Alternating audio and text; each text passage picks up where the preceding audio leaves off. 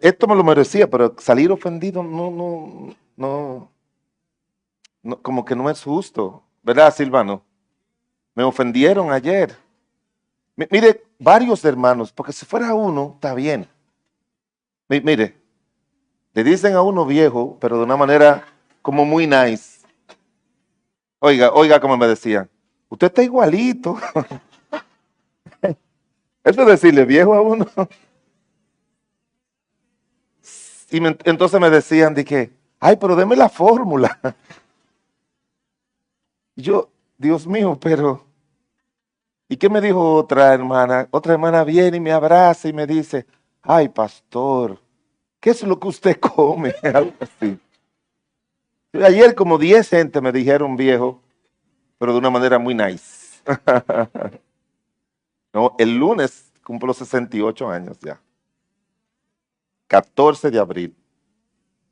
Así que estoy feliz de poder pasar de esos años 45 sirviendo a Dios en la misma iglesia y casado con la misma esposa. Bueno, muy contento. Vamos a continuar con la enseñanza del tema, hablando del Evangelio y el poder restaurador del Evangelio. Mire lo que dice, vaya conmigo, el libro de Mateo, capítulo 4, versículo 17. Mateo 4, 17.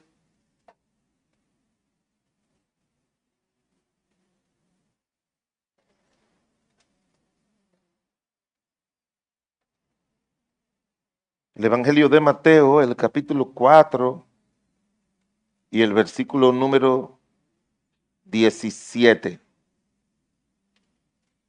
Bueno, como ustedes sabrán, la ciudad de Santo Domingo está conmocionada con esta tragedia. Es un lugar que queda muy cerca de nuestra iglesia, muy cerquitica.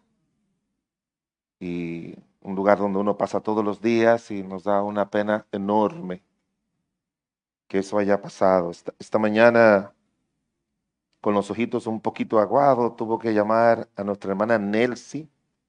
Hermana Nelsie es miembro de la iglesia bautista en Manhattan y la llamé para consolarla porque su hermana era la gobernadora de Montecristi y falleció ahí.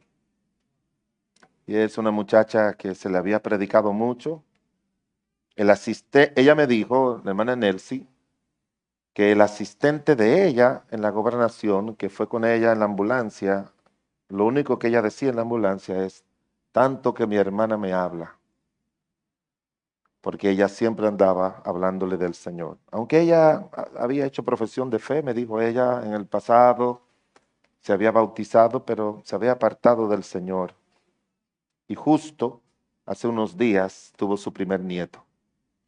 Así que esa familia está muy desconsolada y llamé a Nueva York a nuestra hermana Nelsie, que ya venía de camino para acá, pero es una seria tragedia. Casi mucha gente ya conocemos uno que otro que de una manera u otra falleció en este accidente tan lamentable. Mateo capítulo número 4, versículo 17. Habla acerca del ministerio de nuestro Señor Jesucristo cuando inició. Dice, desde entonces comenzó Jesús a predicar y a decir, arrepentíos porque el reino de los cielos se ha acercado. Andando Jesús junto al mar de Galilea, vio a dos hermanos, Simón llamado Pedro y Andrés su hermano, que echaban la red en el mar porque eran pescadores. Y les dijo, venid en pos de mí y os haré pescadores de hombres. Ellos entonces, dejando al instante las redes, le siguieron. Pasando de allí, vio a otros dos hermanos, Jacobo, hijo de Zebedeo, y Juan, su hermano, en la barca con Zebedeo, su padre, que remendaban sus redes, y los llamó. Y ellos, dejando al instante la barca, le siguieron. Y lea conmigo, por favor, el versículo 23 y el versículo 24. Y recorrió Jesús toda Galilea, enseñando en las sinagogas de ellos y predicando el evangelio del reino y sanando toda enfermedad y toda dolencia en el pueblo. Y se difundió su fama por toda Siria, y le trajeron todos los que tenían dolencias, los afligidos por diversas enfermedades y tormentos, los endemoniados, lunáticos y paralíticos, y los sanó. Y le seguía mucha gente desde Galilea, de Decápolis, de Jerusalén, de Judea y del otro lado del Jordán. Vamos a volver a hablar acerca del poder restaurador del Evangelio, pero vamos a incluir todo lo que el Señor vino a restaurar.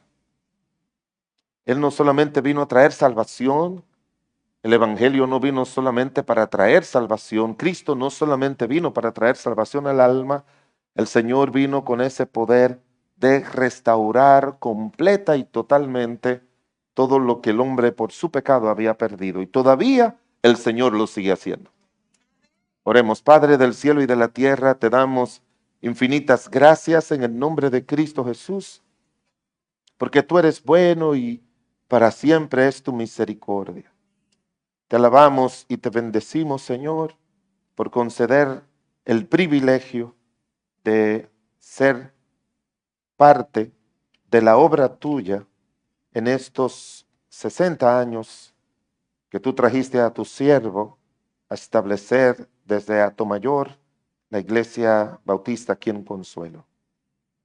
Gracias por su trabajo, nuestro hermano Payano, comenzando esta iglesia. Gracias por tú usarle para comenzar también la iglesia allá en San Pedro y en La Romana. Iglesias fuertes y sólidas, con buenos pastores al frente de ellas y que han servido al Señor por muchos años y que te siguen sirviendo aún. Te bendecimos, Señor, y esperamos que por la gracia de Dios los mejores de años de esta iglesia estén por venir, Señor, para la gloria y la honra de tu nombre. Que tú sigas levantando pastores, misioneros, siervos tuyos, para comenzar nuevas iglesias y también nuevos pastores que puedan ser incorporados al ministerio pastoral de esta iglesia local. Señor, toma control de cada uno de los que escuchan tu palabra y de tu siervo, para que sean obra de tu espíritu, Señor. El ser humano no es capaz con sus oídos humanos de comprender tu palabra y la obra que tú quieres hacer en su vida sin la asistencia del Espíritu Santo. Tu siervo jamás podrá traer tu palabra sin la presencia, la asistencia y el poder de tu Espíritu. Que ambas estén presentes y que tú seas glorificado en el nombre de Jesús. Amén, amén. Gracias, pueden sentarse. Este pasaje en particular de las Escrituras es emblemático para poder entender la obra del Evangelio. Muy importante. Si usted quiere ver el alcance que tiene el Evangelio de Cristo, este pasaje del libro de Mateo, que también aparece en otros dos evangelios, es el pasaje de la Escritura que nos habla de ese poder que tiene el Evangelio sobre el alma y sobre todo. Hay un poder que tiene sobre el alma y sobre todo. Y es por esa obra restauradora que el Señor vino a hacer en esta tierra. La palabra restauración aparece en el Antiguo y Nuevo Testamento 136 veces. Y el Señor la repite para referirse a la obra del Señor de sanidad, de restauración, de salvación. Es un tema que aparece en el Antiguo Testamento desde el libro de Génesis hasta el libro de Apocalipsis. Hay un versículo que dice que Él vendrá a restaurar todas las cosas, a terminar su obra de restauración que falta, porque dice la palabra de Dios en el libro de Romanos, el capítulo número 8, que la creación gime a una. Usted no puede ver usted ve los árboles tranquilos, usted ve el mar tranquilo, los ríos como siempre, usted mira las aves, usted mira todo lo que es la creación, pero hay un grito de la creación de que sea libertada de los efectos que le ha causado el pecado. Y la mejor definición que pude encontrar de lo que significa restauración espiritualmente, mírenla conmigo. Dice que restaurar es traer algo, piénsenlo bien, a su estado original. Significa bíblicamente la palabra restaurar es recuperar lo perdido hasta el punto que el estado final sea mejor que la condición original. Esa es la gran obra que el Señor hace. Traer todo a lo que se había perdido y que su estado final sea mejor que su condición original. O sea, todo lo que nosotros perdimos de Adán por el pecado, el Señor lo restaura, pero el estado final de nosotros, los que hemos sido restaurados por Cristo, va a ser 1000 veces mejor que el estado que tuvo Adán, aún estando aquí en la tierra, porque la vida de Adán, si no hubiese pecado, se hubiese limitado a vivir en la tierra. Pero la vida del creyente en Cristo Jesús, por la obra de nuestro Señor Jesucristo, nos habla de que seremos arrebatados y que seremos llevados a un paraíso mejor que el paraíso terrenal en el que vivió Adán y Eva.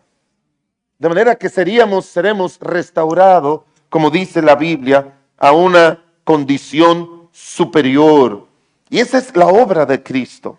Esa es la obra de nuestro Señor Jesucristo. ¿Y qué perdimos nosotros, fruto de la entrada del pecado al mundo?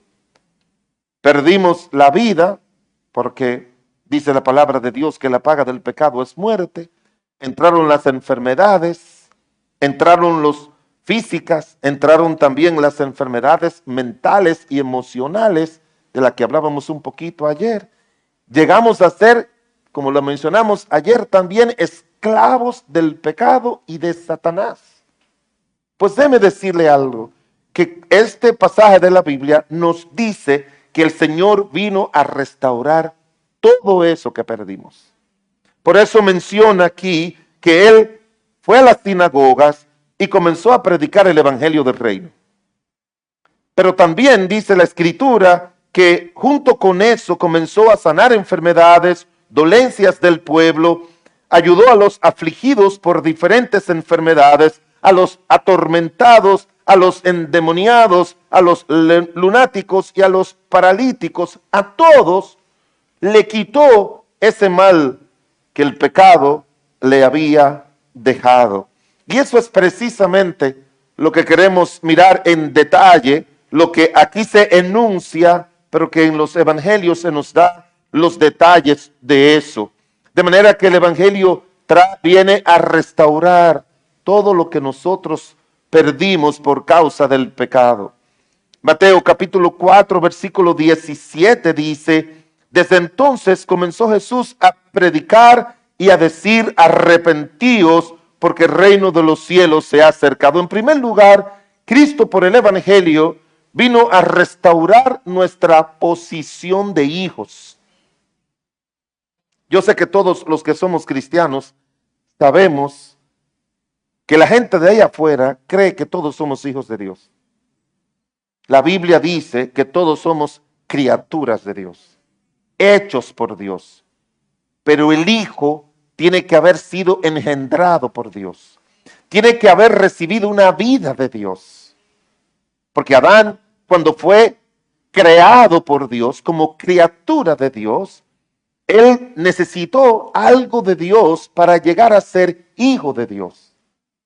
Y por eso es que en la genealogía del libro de Lucas, que comienza a hablar desde José y va en forma descendiente, la última mención es Adán, hijo de Dios. Adán fue el único que fue criatura de Dios e hijo de Dios, porque Dios lo hizo y porque Dios puso su espíritu dentro de él. Pero los descendientes de Adán no nacemos hijos de Dios. Nacemos solamente criaturas de Dios. Y las criaturas están condenadas a vivir en el pecado, las criaturas están condenadas a morir en el pecado y las criaturas están condenadas al infierno eterno. No así los hijos de Dios. No así los hijos de Dios.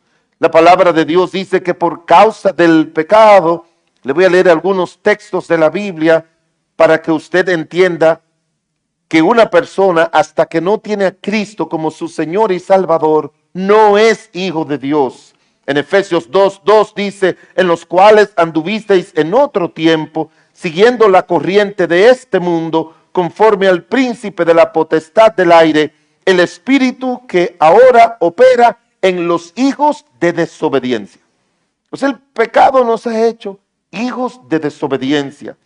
En el libro también en Tesalonicenses 5:5 dice, porque todos vosotros sois hijos de luz, en Efesios 2:3 dice, entre los cuales también todos nosotros vivimos en otro tiempo, en los deseos de la carne, haciendo la voluntad de la carne y de los pensamientos, y éramos por naturaleza hijos de ira, lo mismo que los demás. Eso es lo que una persona sin Cristo es. Y al Señor le duele que sus criaturas sigan en un estado de desobediencia y que sus criaturas sean hijos de ira. Un versículo muy conocido de la Biblia, allá en el Evangelio según San Juan, la Escritura dice lo siguiente, el que cree en el Hijo tiene vida eterna, pero el que rehúsa creer en el Hijo no verá la vida, sino que la ira de Dios está sobre él. O sea, usted no tiene a Cristo en su corazón. Y mire, si usted lee el Antiguo Testamento, lo único que aira a Dios, molesta a Dios, es cuando Él da sus mandatos, Él hace sus llamados y la gente le desobedece. Y por eso hay tantos versículos que hablan acerca de la ira de Dios. Y amigo, amiga, la ira de Dios está sobre usted. Si usted no viene a Cristo, usted no verá la vida, como dice este versículo, sino que se enfrentará a un Dios airado que le va a llevar al infierno, y al infierno no es que se va porque después de Cristo, uno no va al infierno porque es pecador. Quiero que usted, es lo que parece decir la Biblia, que no es porque somos pecadores. Hay dos cosas que dice la Escritura por las que personas van al infierno. Dice la palabra de Dios allá en el libro de Apocalipsis, pero los cobardes e incrédulos, los abominables y homicidas, los fornicarios, los hechiceros y todos los idólatras tendrán su parte en el lago de fuego que arde con azufre, que es la muerte segunda. Y en Apocalipsis 20 dice, el que no se halló inscrito en el libro de la vida fue lanzado al lago de fuego. O sea, si usted permanece en un estado de incredulidad, de pecados, de adulterio, de todas las cosas malas, y luego, como dice la Biblia, se les ofrece llegar a ser hijo de Dios y usted lo rechaza y no es inscrito en ese libro de la vida, el infierno es para esas cosas. No es solamente porque somos pecadores, le hago la aclaración, porque somos pecadores lo merecemos, pero dice la Biblia que la razón por la cual esa condenación va a ser mayor es porque la luz vino al mundo y los hombres amaron más las tinieblas que la luz. Dice la Biblia allá en San Juan capítulo 3, si usted ama el pecado, si usted ama seguir viviendo en sus vicios, en sus prácticas malas, que eso molestan a Dios, porque Dios no nos hizo, ni Él se siente cómodo con ver a las personas en el pecado, y Él le da muchas oportunidades, muchísimas oportunidades, para que usted pueda creer en Cristo y pueda escapar, como dice la Biblia, de la condenación. Pero cuando dice la Biblia aquí en el libro de Mateo 4:17, que Cristo comenzó a predicar y a decir arrepentíos porque el reino de los cielos se ha acercado, lo explica más de que la razón por la que el reino de los cielos se ha acercado es para que usted pueda recibir a Cristo como su Señor y Salvador, sea un hijo de Dios, nazca de nuevo y pueda entrar al reino de los cielos. Eso fue lo que le dijo a Nicodemo. Si tú quieres ir al reino de los cielos, en otras palabras, si no quieres ir al infierno y tú quieres ir al reino de los cielos, tienes que nacer de nuevo.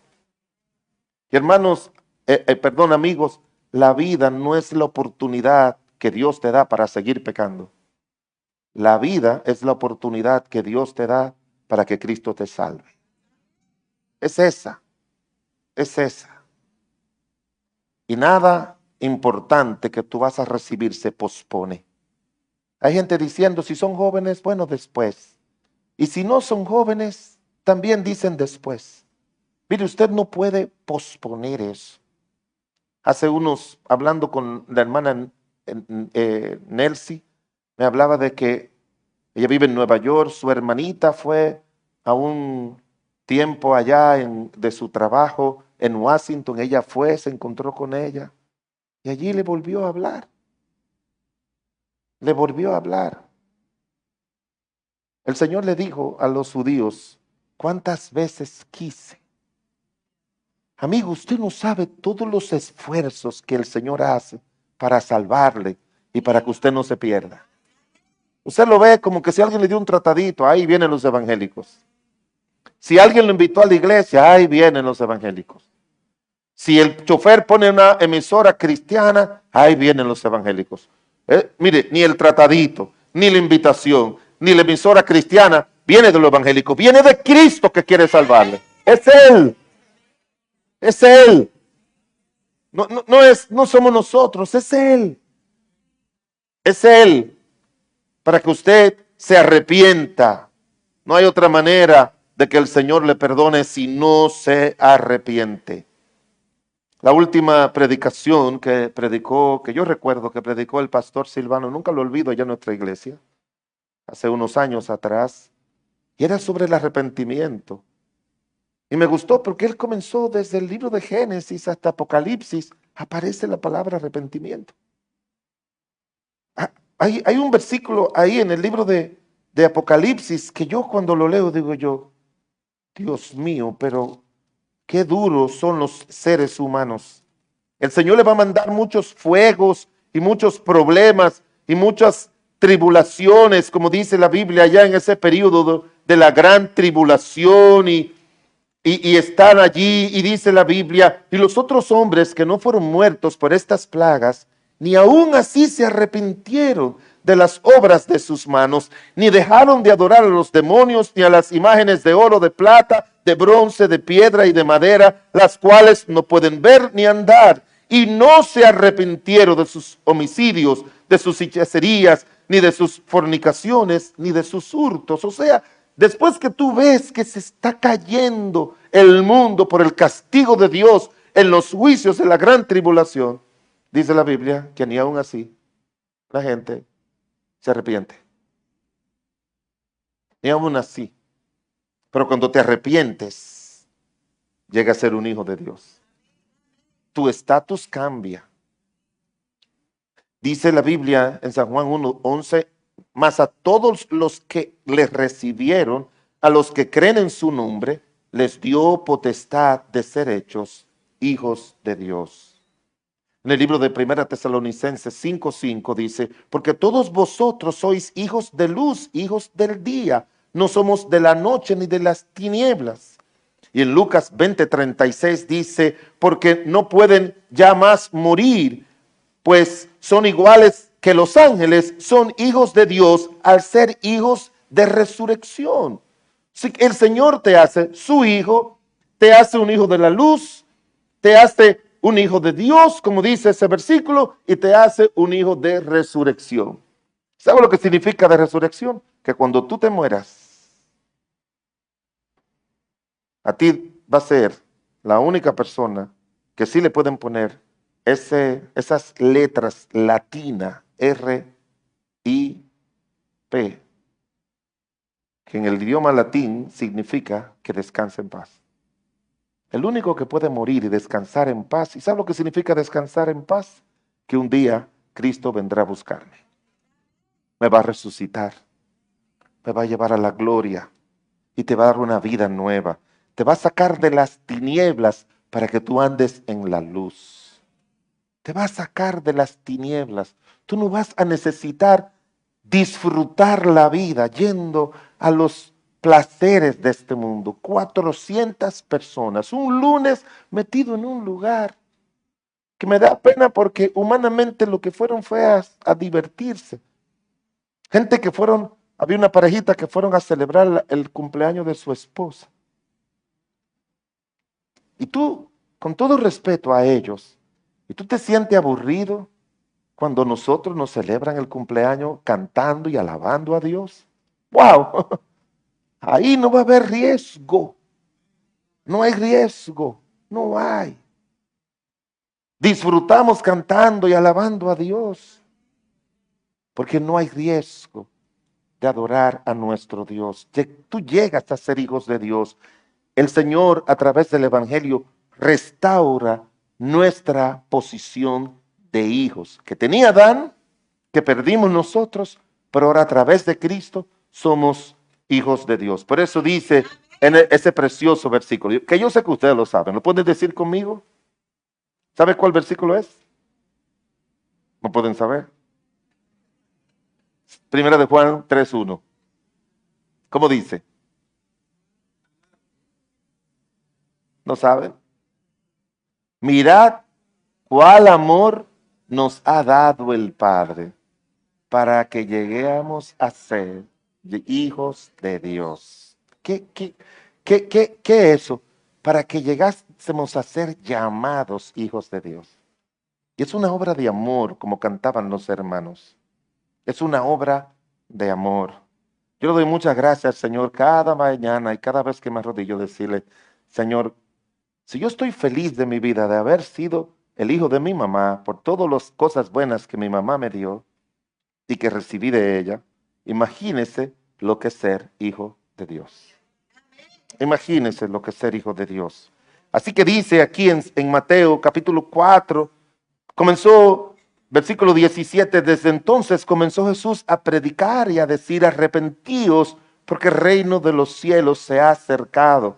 Y dice en el versículo número 23, la segunda cosa que él vino a restaurar, dice, y recorrió Jesús toda Galilea. Y fíjese que él siempre acompañaba la predicación con lo que él que entendía que el ser humano necesitaba restauración. Comenzó a predicar el arrepentimiento porque nos restaura ser hijo de Dios. Y luego dice el versículo 23 que él iba enseñando en las sinagogas de ellos, predicando el evangelio del reino y sanando toda enfermedad y toda dolencia. En segundo lugar, hermanos, Cristo por el evangelio restaura la salud física de nosotros. La restaura. A veces dicen que los bautistas no creemos en milagros ni en sanidades. Bueno, no sé esta iglesia, pero la nuestra sí cree. No, es imposible creer en el Señor sin creer que Él sana y que Él hace milagros. No, nadie puede creer eso. Ha habido mucho relajo con ese tema de los milagros. Ha habido mucho relajo. Y a veces nosotros los cristianos, por no parecer a los que hacen esos relajos, como que no le damos la fuerza a los milagros. No, hermanos. Tenemos nosotros que entender que parte de la obra. Y la pregunta que nos podemos hacer es, ¿por qué Cristo si vino a salvar? Porque Él sanaba. Porque Él cuando predicaba sanaba. Jesús sanaba a la gente como parte de su ministerio de predicar el evangelio y revelar que Él como Mesías, sus curaciones demostraban que Él tenía el poder de Dios y que Él venía a sanar las heridas, los daños del pecado.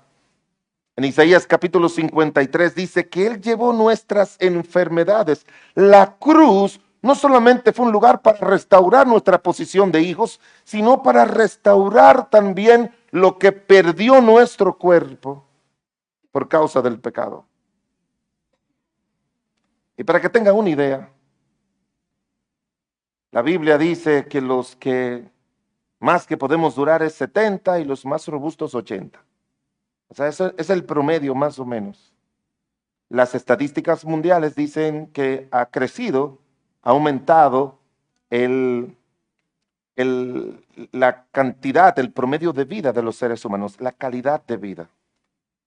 Y que ahora una mujer tiene como promedio 75 años y los hombres 70. Ese es el promedio. Que la juventud terminaba a los 45 y ahora termina a los 50 por la calidad de vida. ¿Usted no se recuerda de que un hombre de 50 años parecía un viejito así como Silvano? No, ¿tú no se acuerda de eso? Eso era un hombre de 50 a esa edad. Antes un hombre de 50 era un viejito lo que parecía, ahora no. Ahora están rozagantes y hermosos con 50. Y que la adultez terminaba a los 65 y ahora termina a los 70. Y que la vejez comienza a los 71, cuando antes ya usted sabe cómo era. Bueno, usted sabe que el pastor Silvano y yo, él siempre envidioso porque yo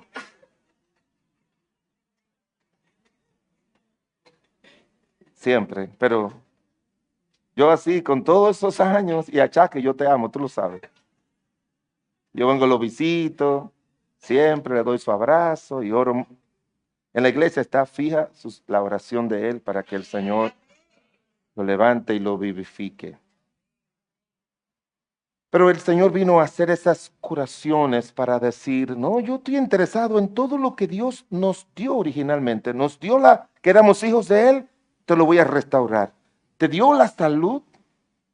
Y ahora vivimos, como le decía, 70, 80, 85, el promedio que sea. Pero Adán vivió 930 años. 930 años.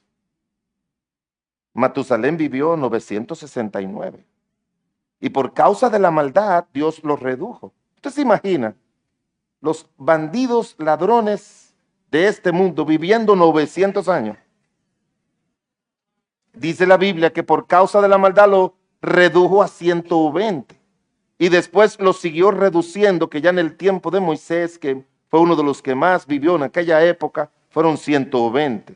Josué solamente 110 y así se fue reduciendo los años de vida. David murió a los 70, Salomón cerca de esa época, igual el apóstol Pablo murió cerca de los 70 años. Todos fueron muriendo por causa del pecado y las enfermedades. Esas sanidades físicas fueron vívidas demostraciones tanto del poder de Dios, pero también de la compasión de Dios. Él se compadece. Había un rey que el Señor le dijo, él vio que le dio, parece que una enfermedad cancerina, y le dijo, como era un buen rey, le dijo, mira, Isaías, ve dile a ese rey que arregle su casa porque se va a morir. Y él fue y se lo dijo. Un regalo, porque así ya tú sabes, tus propiedades, a nombre de quién las vas a poner y todo lo demás. Pero ese rey fue y se arrodilló y le dijo, ay Señor, voy a ser cortado a la mitad de mis días. Probablemente tenía unos 40 años. Y oró al Señor. Y dice la Biblia que Dios le dijo a Isaías, ve y devuélvete y dile que yo le añado 15 años. Yo a veces he pensado eso. Creyentes, si tú le justifica a Dios que los años que te vas a quedar van a ser para servirle y para su gloria, Dios restaura la salud. Dios la restaura. Dios la restaura. Por eso el Señor no le hizo caso al ladrón de la izquierda, al malhechor de la izquierda. ¿Qué fue lo que le dijo el malhechor de la izquierda? Bájate de ahí, bájanos a nosotros. Es para él seguir en sus pecados. Y por eso el Señor no le contestó. Y por eso a veces el Señor no contesta cuando alguien le dice, ay Señor, me estoy muriendo, yo no me quiero morir. Yo recuerdo, mi mamá a mi hijo mayor lo llevó a una clínica muy famosa allá, que quedaba en el sector donde yo crecí, Cristo Rey, un médico que se llama Antonito, ustedes lo han oído mencionar. Y lo llevó allá, yo estaba fuera del país y él se enfermó y después se hizo los análisis y tenía que llevarlo de nuevo a llevarle los análisis al médico. Había mucha gente y todos estábamos conversando algo, pero había un hombre como de unos 40 años o menos que no hablaba, con el resultado en la mano. Y cuando le tocó el turno, entró muy triste y cabizbajo. Esperamos, como a todos, que saliera. Y cuando él salió, salió muy sonriente. Feliz salió. Y ahora sí habló. Yo pensaba que tenía un cáncer y que me iba a morir. El doctor dijo que no, que eso no es cáncer. Eso hay que celebrarlo con un pote. Nunca se me olvida eso. Nunca se me olvida eso. Nunca. Óigame, nunca se me olvida eso. Esa es la idea para lo cual la gente quiere vivir para seguir en sus pecados. Amigo, amiga, si Dios te ha librado de alguna enfermedad, de algún accidente mortal, no se lo atribuya a la suerte, no se lo atribuya a tus habilidades. Dios te está dando oportunidad para que te arrepientas, dice la Biblia. Ignorando, dice la Biblia, que su benignidad, su paciencia te guía al arrepentimiento. Esas sanidades físicas eran demostración de su capacidad ilimitada para liberar a todos de la esclavitud y del castigo de las consecuencias físicas del pecado. Mateo 9:35 dice, recorría Jesús todas las ciudades y aldeas, enseñando en las sinagogas de ellos y predicando el evangelio del reino y sanando las enfermedades y toda dolencia del pueblo. Lo menciona más adelante, leímos en Mateo 4 y ahora esto es Mateo 9. Lucas 9:11, y cuando la gente lo supo, le siguió y él les recibió y les hablaba del reino de Dios, sanando a todos los que necesitaban ser curados. Lucas 9:6, y saliendo pasaba por todas las aldeas anunciando el evangelio y sanando por todas partes. Pero ese propósito sanador era para ayudar a la gente a que viniera Cristo para salvación. Todo lo bueno que Dios le hace a un pecador, a una criatura de Él, Él sabe que eso va a tener un periodo de vigencia corto. Una persona con cáncer, 50 años, y de buenas a primeras le pide a Dios y Dios lo sana. El Señor lo puede hacer. Pero dentro de 5, 10 o 15 o 20 años se va a enfermar de cualquier otra cosa. Así que Él le dice, mira, si sané tu cuerpo, me diste permiso para sanar tu cuerpo, por favor dame permiso para salvar tu alma. Que eso es lo más importante. ¿De qué le vale al hombre? Si, vamos a ponerlo de esa manera, sin agregarle a la Biblia. ¿De qué le vale al hombre si gana todo el mundo? Si lo sanan de todas las enfermedades, si gana mucho dinero en el mundo, si es longevo, dura muchos años, si tiene una buena esposa, si tiene un buen hijo, si tiene una buena casa, si tiene varios carros, ¿de qué le vale si pierde su alma? Y mire lo que pasó con un hombre que el Señor sanó. Un ciego, San Juan 9 dice, oyó Jesús que habían expulsado a este ciego y dice, y hallándole le dijo, ¿crees tú en el Hijo de Dios? Que respondió él y le dijo, ¿quién es, Señor, para que crea en él? Y le dijo Jesús, pues le ha visto. Eso me saca de emoción en las lágrimas, porque él era ciego. Ahora él le dice, tú no lo has oído, tú lo has visto. Y el Señor hace muchas cosas para manifestarse, para que tú lo veas obrando en tu vida. Y dice, pues lo has visto. Y Él habla contigo. Y Él le dijo, creo, Señor, y le adoró. Valió la pena ese ciego, porque ese ciego pudo recobrar la vista y pudo recobrar la salvación, su condición de hijo de Dios. Ese es el propósito, hermanos, por el cual Dios obra. Y Él sigue sanando. Él sigue sanando. Amén. ¿Usted no lo cree? No. ¿Cuántos creen que el Señor sana? No. Baje la mano, baje la mano. No. Usted no cree. Usted no cree. De verdad que no creen. La mayoría de los cristianos no creen. Pastor, ¿por qué usted dice eso? Hermana, supe que tiene un problema de salud y está interna, o hermano, y vine a visitarle. Antes que yo le pueda decir, vamos a orar para que el Señor le sane, dice, bueno, pastor, yo creo que mis días están terminando. ¿Cree que el Señor le puede sanar? No, no, no. Y, ay, tengo un dolor de cabeza. Y entonces aparecen esos que uno no quisiera tenerlos cerca. De eso se murió mi tía. Así comenzó ella, con un dolorcito de cabeza. Y se murió. Así va la gente. Así va.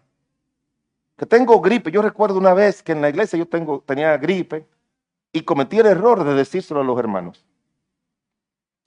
Y ellos, con el deseo de ayudarme, me dijeron, pastor, mire, tómese esto. Y yo, ajá, eso es natural. Y el otro me decía, tómese lo otro. Y como 15 me dijeron que le aseguro que si me tomo esas 15 cosas, me sano de la gripe, pero me muero por tanta cosa en el cuerpo. Tantas cosas a la misma vez.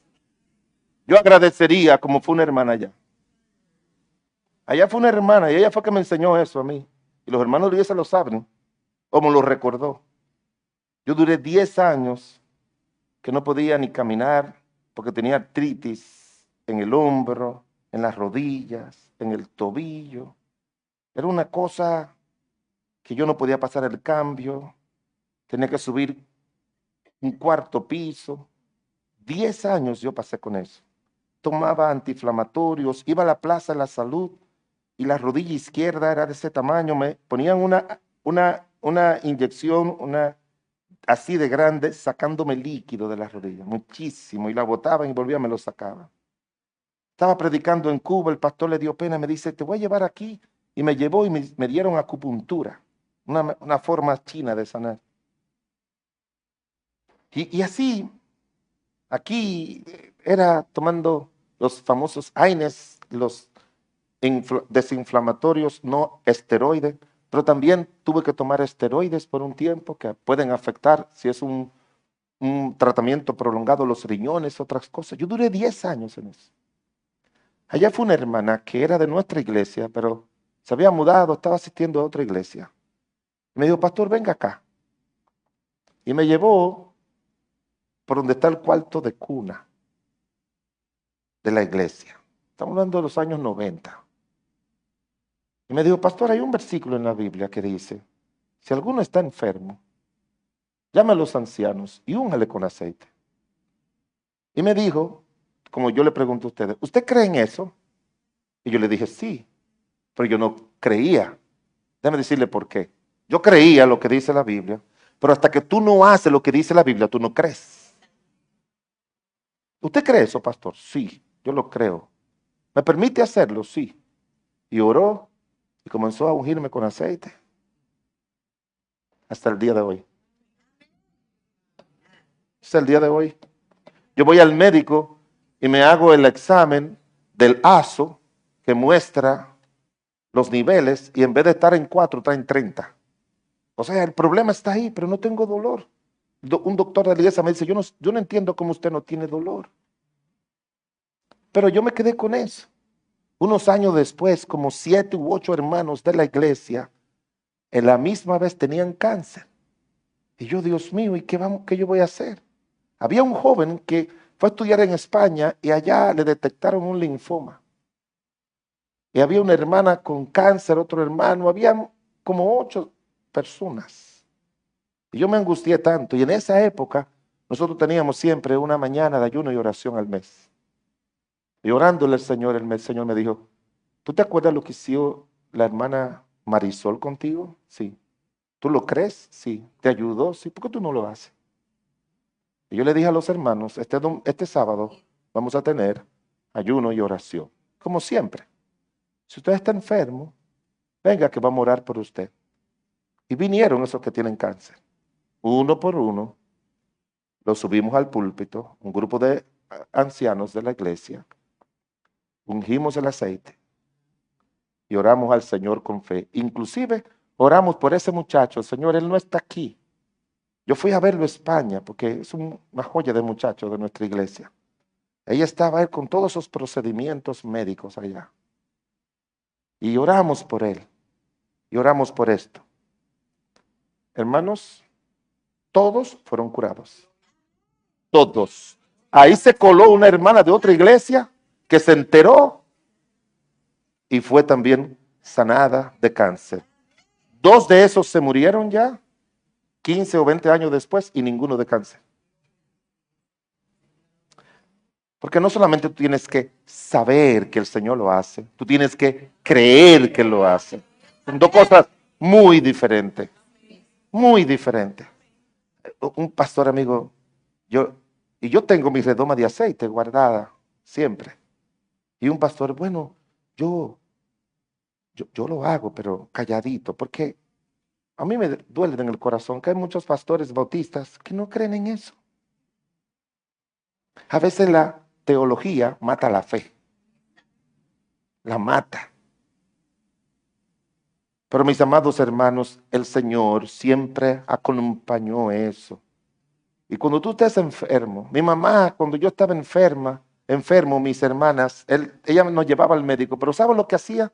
Lo primero que hacía era que nos agarraba, pequeños, nos levantaba y le decía al Señor, Señor, tú eres nuestro sanador. Y las veces que llevábamos al médico, y el médico decía, no, pero ya se le bajó la fiebre, ya está bien, váyase.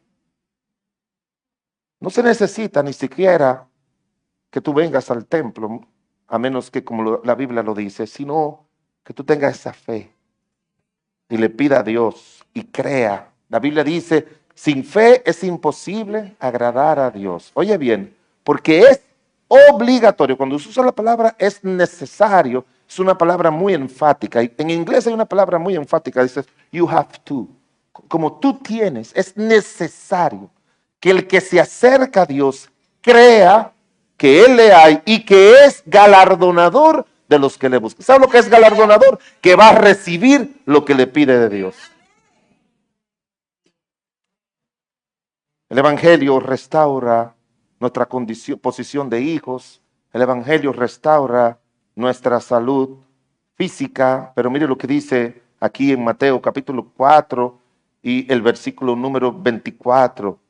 Y se difundió su fama por toda Siria y le trajeron todos los que tenían dolencias, los afligidos por diversas enfermedades y tormentos, ¿y qué más? Y los endemoniados. En tercer lugar, Cristo por el Evangelio restaura con liberación espiritual. Cristo acompañó su predicación con liberación de demonios. El libro de Marcos 1:39 dice, predicando en las sinagogas de ellos y en toda Galilea y echaba fuera los demonios. El término endemoniado en la Biblia se aplica a personas que sufren de una posesión de algún demonio o espíritu maligno, y dicha posesión generalmente se encuentra muchas veces visibles en enfermedades corporales o trastornos mentales. Déjame leer estos versículos. Cristo libertó a un joven endemoniado que había sido traído, dice la Biblia, ese demonio lo había puesto sordo y mudo. Dice Mateo 9:33, echando fuera el demonio, el mudo habló y la gente se maravillaba y decía, nunca había visto cosa semejante. En Marcos 5:15 dice, vienen a Jesús y ven el que había sido atormentado del demonio y que tenía una legión, sentado, vestido en su juicio cabal. Había perdido la razón. Y dice de una mujer, y a esta hija de Abraham, que Satanás había atado 18 años, no se le había de desatar esta ligadura en el día, caminaba encurvada. Hermanos, usted y yo ni imaginamos todas las cosas malas que hay en este mundo, que son obras de demonio. Que solamente una persona cuando se monta o hace esto, que uno cree que está endemoniado. Y hay demonios que hacen eso. Hay demonios que hacen eso. Pero esa obra de redención, hermanos, la obra de Cristo en la cruz del Calvario, el poder de Satanás fue quebrantado.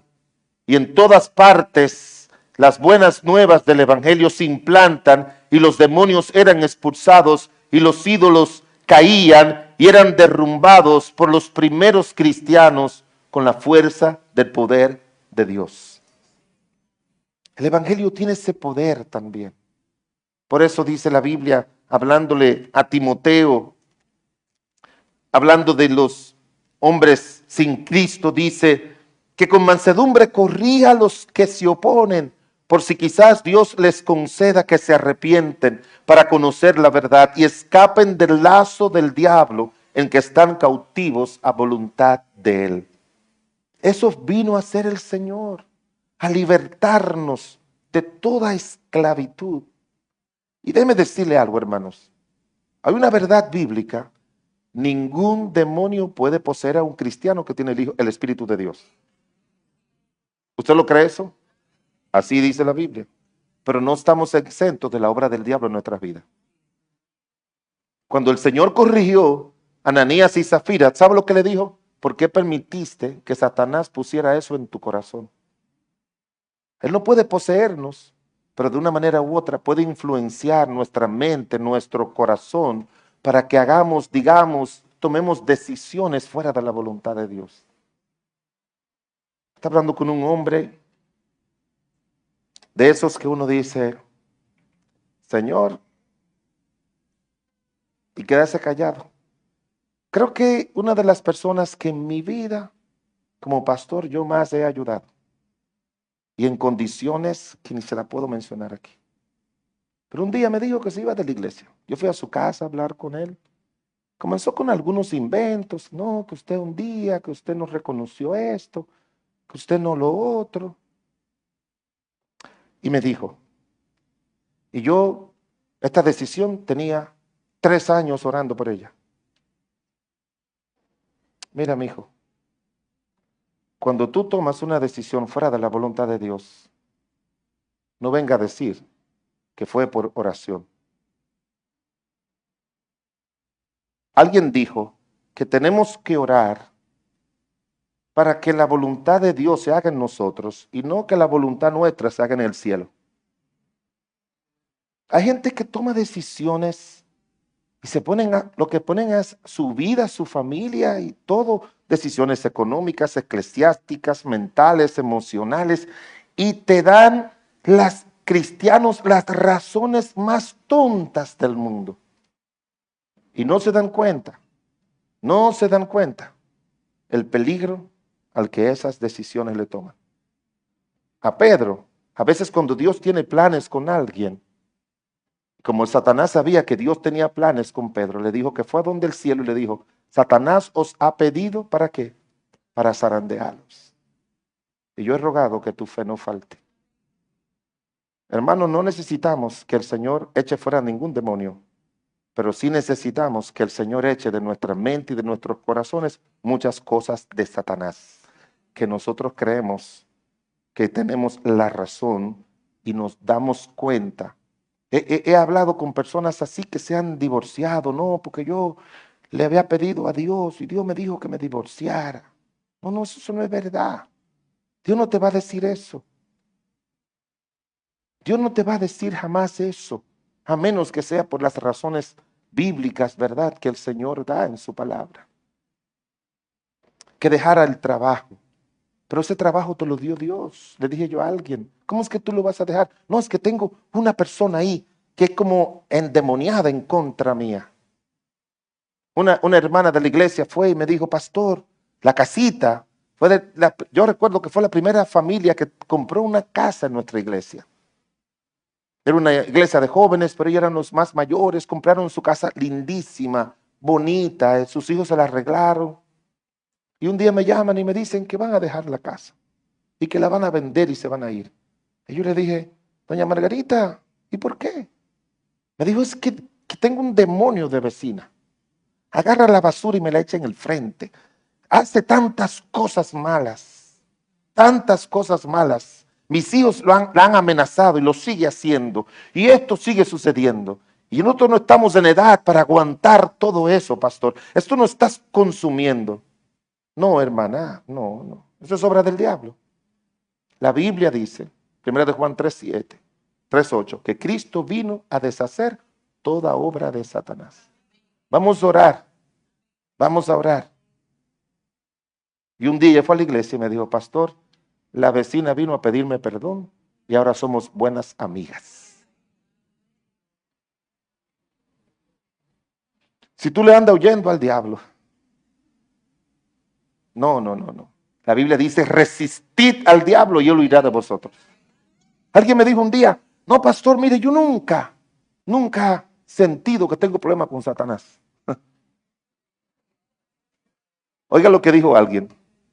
Si no te ha encontrado de frente con Satanás, es porque va en la misma dirección de él.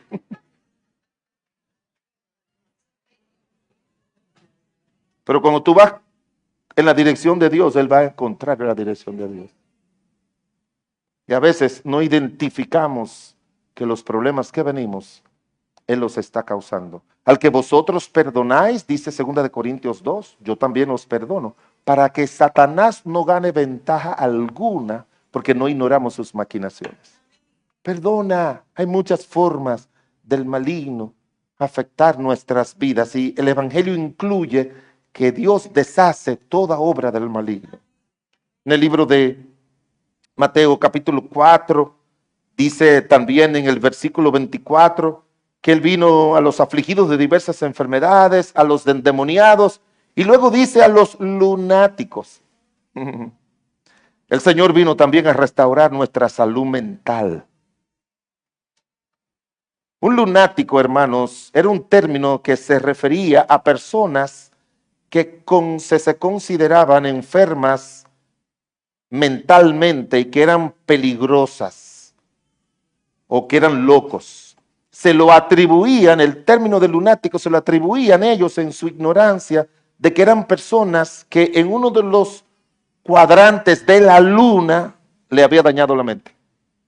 Por eso le llamaban lunático.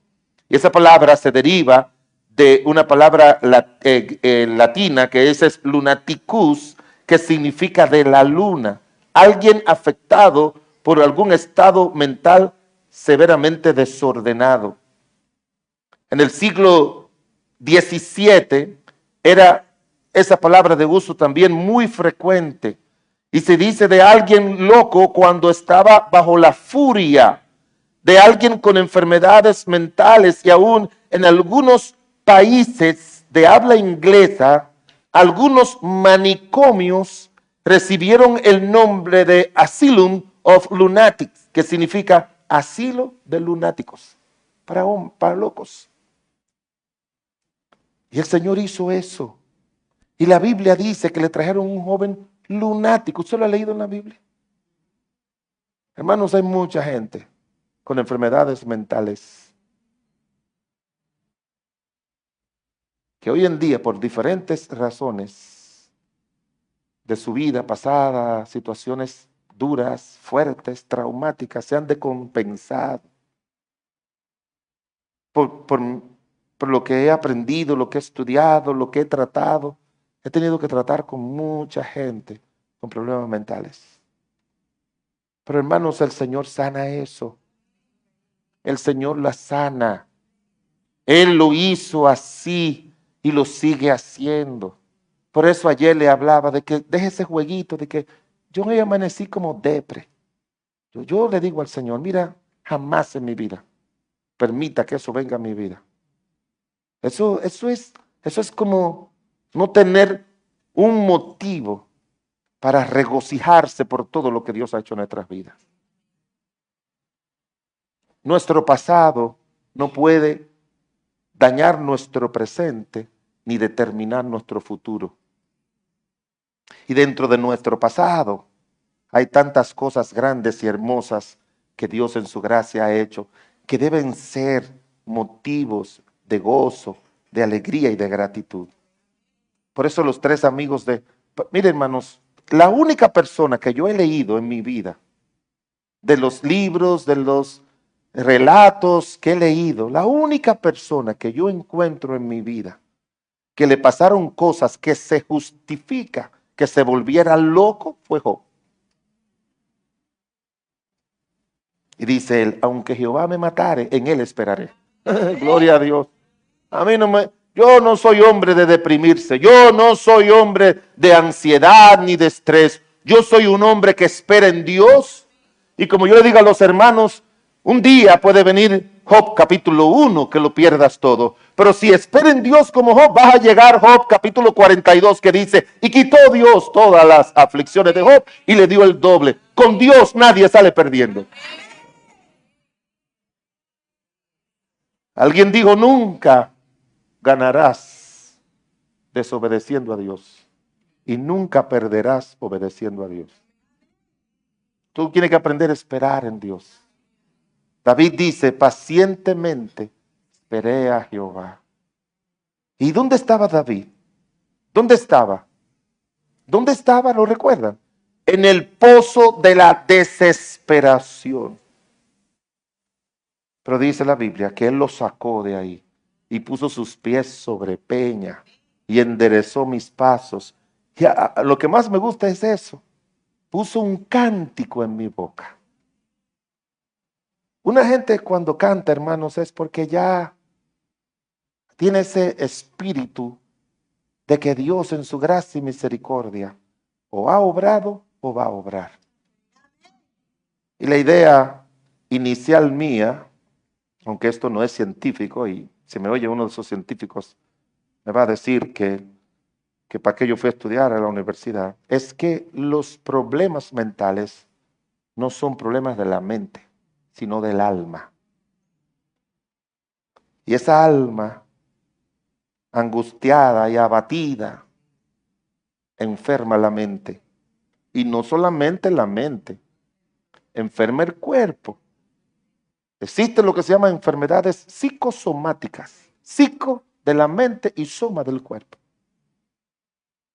Por eso el alma, David dice, ¿por qué te abates, oh alma mía, dentro de mí? Él usa poco la palabra mente en los salmos. Lea los salmos para que usted vea. Él no usa mucho la palabra mente. Somos nosotros los de poca fe que a todos le damos mente. Los problemas no se resuelven dándole mente. Los problemas se resuelven en el alma diciéndole a Dios, restaura mi alma. Levanta mi alma, vivifica mi alma. Y si viene uno y me dice, eso que usted está diciendo, no lo puede decir frente a los sabios y los psiquiatras y toda esa gente. Yo le digo, mira, ¿cuál es el libro que tú utilizas para eso? Ah, el DSM-5. Ah, yo lo tengo. Yo estudié eso en la universidad. Y se lo abro. Cuando el libro del manual de diagnóstico de enfermedades mentales, que se llama DSM-3, DSM-4, que lo va mejorando. Cuando va a hablar de las enfermedades así como depresión, ansiedad y todo eso, ¿sabe cómo dice? Enfermedades de la alteración del estado del ánimo. Y la palabra ánimo viene del término alma. Y tú y yo no podemos dejar que nadie enferme nuestra alma. Nuestra alma, como dice la Biblia, está en Él. Y por eso David dice, ¿por qué te abates? Somos humanos, pero no, yo no puedo durar. Yo nunca dejo. Mire, hermanos, usted sabe todo el problema que tienen que batallar los pastores. Con los hijos. No voy a decir con la esposa, porque nunca, gracias a Dios, no he tenido que batallar con ella. Nunca. Ni ella conmigo. Me pongo adelante. Pero con los hijos, con los hermanos de la iglesia, con todo el mundo. Hermanos, yo pongo la cabeza en la almohada y ya. Porque yo me arrodillo, le oro al Señor, le digo, ese problema es tuyo porque yo te pertenezco a ti. El hijo no es mío porque dice la Biblia que herencia de Jehová son los hijos. Y las ovejas no son mías porque son tus ovejas. Yo no puedo preocuparme por ninguna oveja. Yo oro, le visito, le hablo, le ayudo, le hago todo, pero no, no, en ninguna manera, no. Usted tiene que saber que el que, como dice la Biblia, echa sobre Jehová tu carga y él te sustentará. No dejará para siempre caído al justo. Levántate, hermano, en el nombre de Jesús. Levántate y sigue adelante, que el Evangelio incluye todas esas cosas. El Señor vino a restaurar. El Señor vino a restaurar. Y le puedo decir más cosas como cantaba las canciones. Vino a restaurar en la familia. Cuando el Señor entra en una familia, hermano, no deben haber esos problemas prolongados en el matrimonio ni en la familia, porque el Señor tiene el poder para restaurar y reparar todo eso. Alguien dijo lo siguiente, un creyente, que la restauración se explica con las 4 R's. Primero, reemplazar. Dios reemplaza nuestros corazones de piedra por corazones de carne, para que le creamos a Él y lo amemos a Él y confiemos en Él. La segunda es renovarse. Al centrarnos en Cristo, nuestra mente debe ser renovada continuamente. Dice Romanos el capítulo 12, versículo 2, que tenemos que renovarnos, que tenemos que presentar nuestros cuerpos en sacrificio vivo, santo, agradable a Dios, que es nuestro culto racional. Y luego habla de renovar nuestra mente.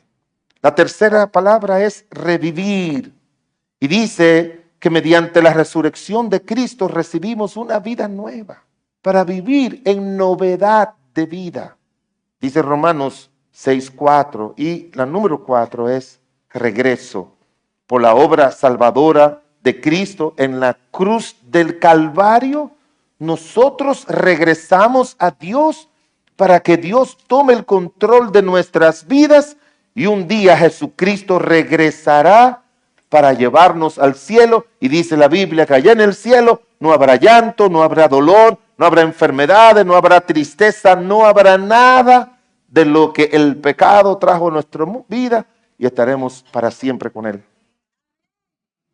Dice, porque si siendo enemigos fuimos reconciliados con Dios por la muerte de su Hijo, mucho más estando reconciliados seremos salvos por la vida. De manera, hermanos, que Dios vino a reemplazar, el Señor vino a renovarnos, a revivirnos, a regresarnos donde debemos nosotros estar. En una ocasión, a nuestro Señor Jesucristo, cuando Juan estuvo preso en la cárcel, Juan no tuvo tiempo para conversar con Cristo. Su único encuentro fue en el bautismo, porque inmediatamente Juan fue encarcelado, dice la Biblia, comenzó el ministerio de Cristo. Y Juan en la cárcel llamó a sus discípulos y le dijo, vayan y pregúntenle si es el Cristo o aún esperamos otros. Y oiga la carta de presentación de Cristo.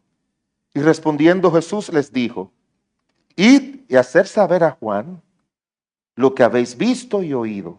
Los ciegos ven, los cojos andan, los leprosos son limpiados, los sordos oyen, los muertos son resucitados y a los pobres les es anunciado el Evangelio.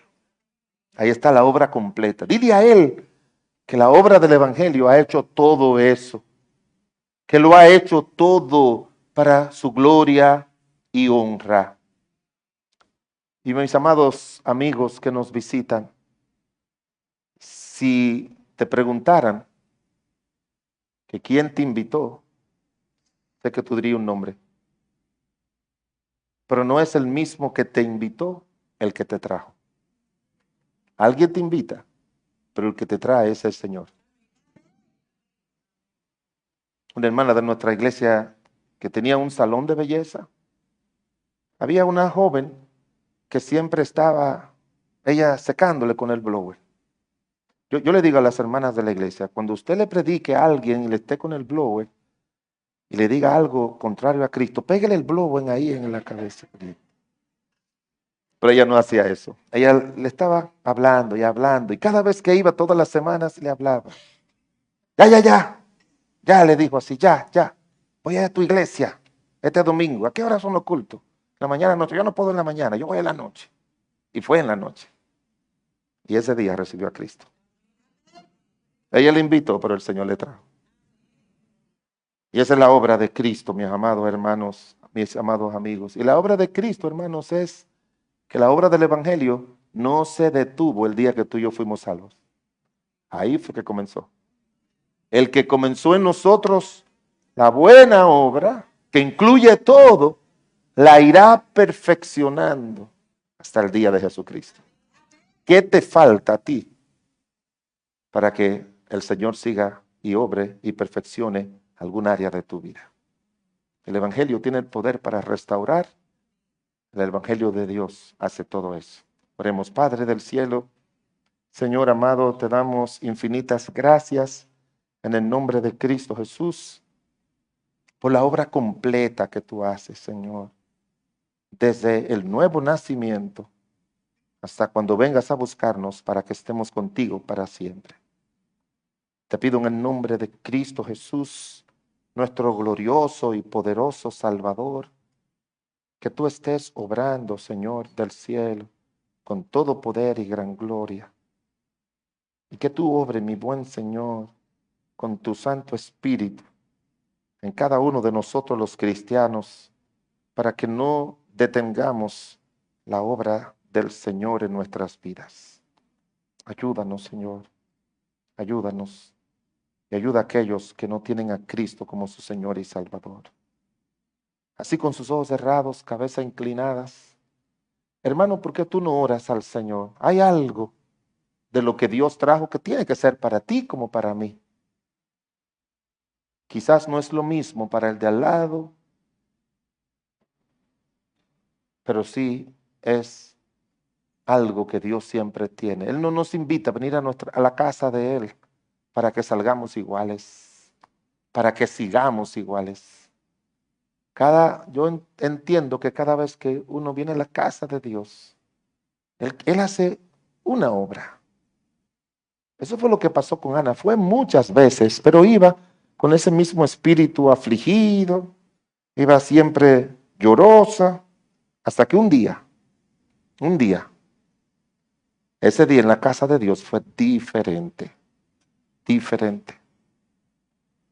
¿Cuántos de ustedes dicen, hay cosas en mi vida que yo necesito que el Señor complete, restaure y perfeccione? Ore por mí, pastor, déme ver su mano bien alta. Yo la necesito. Amén, amén, amén, amén, así es. Yo necesito eso. Amén. Pídeselo al Señor ahí. Ana oraba y Eli no lo oía. Ni tiene que oírlo el de al lado, pero Dios sí tiene que oírlo. Yo nunca oro en mi mente. Yo siempre dice la Biblia, pedí. Nadie pide en la mente, uno pide con la boca. Yo nunca le oro al Señor, nunca ore en su casa en la mente. Arrodíllese y ore, hable con el Señor. En voz baja, pero háblele. Él tiene poder para seguir obrando como lo hizo en el principio. Mi amigo que está sin Cristo, mi amiga, el Señor quiere entrar a tu vida y hacerte tu hijo y libertarte de muchas cosas en las que el pecado o te está esclavizando o un día, si eres joven, te vas a esclavizar. Si tú quieres recibir a Cristo, pídele a Dios en oración que te salve. A veces hay gente que me dice, pastor, es que yo no sé qué orar. Bueno, mira, si tú quieres recibir a Cristo, cierra tus ojos y con tu boca y con tu corazón, dile al Señor lo siguiente. Esta es una oración para tú pedirle a Cristo que te salve. Dile, Padre Celestial, he oído tu palabra y temí. Y en esta hora Sé que soy un pecador, una pecadora, y tú mandaste a tu Hijo Jesucristo a morir por mí en la cruz del Calvario. En esta hora acepto a Jesucristo como mi Señor y Salvador. Me arrepiento de mis pecados. Te pido perdón de ellos. Te ruego que me hagas un hijo tuyo, una hija tuya, para siempre. Transforma mi vida, santifica mi vida y salva mi alma. Te lo pido en el nombre de Jesús. Amén. Así con sus ojos cerrados, sus ojos cerrados. Habrá alguien aquí que esta noche dice, pastor, lloré para recibir a Cristo como mi Señor y Salvador. Y no me avergüenzo de haberlo hecho. Hay alguien así que en esta hora oró para recibir a Cristo. Déjeme ver su mano bien alta. Hay alguien así, un joven, una joven, un señor, una señora. Lloré para recibir a Cristo como mi Salvador personal. Alguien así. No se vaya de este lugar sin decirle a Cristo que le salve. Que comience esa obra de restaurar su vida. Que Él lo va a hacer hasta el final. Señor amado, continúa haciendo tu obra en esta iglesia, en esta comunidad, para tu gloria y honra. Que la obra completa del Evangelio tú la hagas en nuestras vidas y en cada corazón y en cada alma, en el nombre de Jesús. Amén.